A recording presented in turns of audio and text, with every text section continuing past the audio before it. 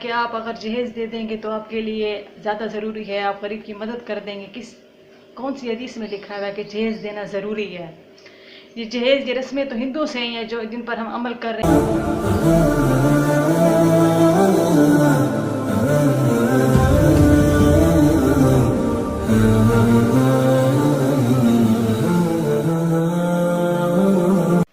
بسم اللہ الرحمن الرحیم، الحمدللہ رب العالمین۔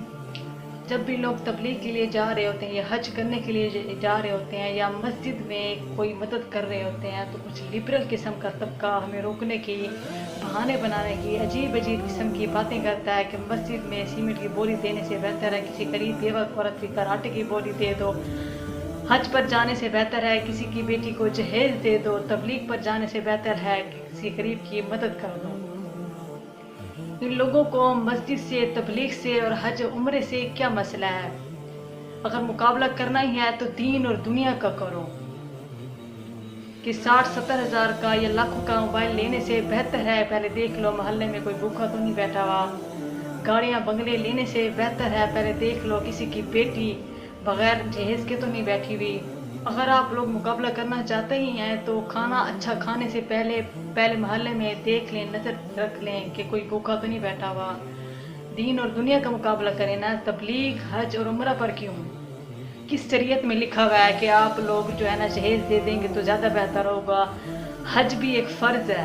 ہم کون ہوتے ہیں کسی کو اللہ کے گھر سے روکنے والے؟ ہم کون ہوتے ہیں کسی کی زندگی کا فیصلہ کرنے والے کہ یہ نہ کرو وہ نہ کرو؟ ہمیں اپنی زندگی کا حساب اللہ کو خود دینا ہے۔ حج ایک فرض ہے جو ہمیں ادا کرنا ہے اور بہت ضروری ہے۔ عمرہ بھی بہت ضروری ہوتا ہے۔ اگر آپ کے پاس استطاعت ہے، گاڑی ہے، بنگلہ ہے، آپ اچھا کاروبار کر رہے ہیں تو آپ کے لیے بہتر ہے کہ آپ حج ادا کریں۔ کس شریعت میں لکھا ہوا ہے کہ آپ اگر جہیز دے دیں گے تو آپ کے لیے زیادہ ضروری ہے، آپ غریب کی مدد کر دیں گے؟ کون سی حدیث میں لکھا ہوا ہے کہ جہیز دینا ضروری ہے؟ یہ جہیز، یہ رسمیں تو ہندو سے ہیں جو جن پر ہم عمل کر رہے ہیں، تو ہندوؤں کو دیکھیں گے انہی کے ساتھ چلنا شروع کر دیں گے۔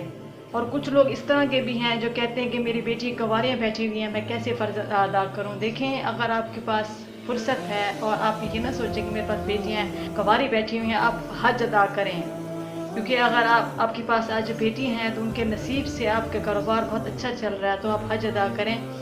ہو سکتا ہے بیٹیوں کے فرائض ادا کرنے کے بعد آپ کے پاس پیسے نہ رہیں تو آپ کو پچھتاوا ہو جائے گا بہت زیادہ کہ میں کال کو کاش حج ادا کر لیتا۔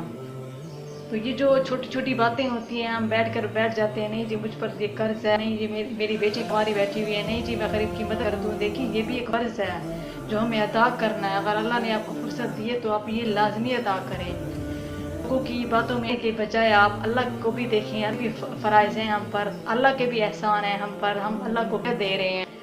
یہ اچھا ہی موقع ہوتا ہے کہ ہم اللہ کے پاس جاتے ہیں، اپنے گناہ بخشواتے ہیں۔ یہ اچھا ہی موقع ہوتا ہے ہمارے پاس کہ ہم وہاں جا کر اللہ کا گھر بھی دیکھ کر آ جاتے ہیں، وہاں کے حالات بھی دیکھ کر آ جاتے ہیں۔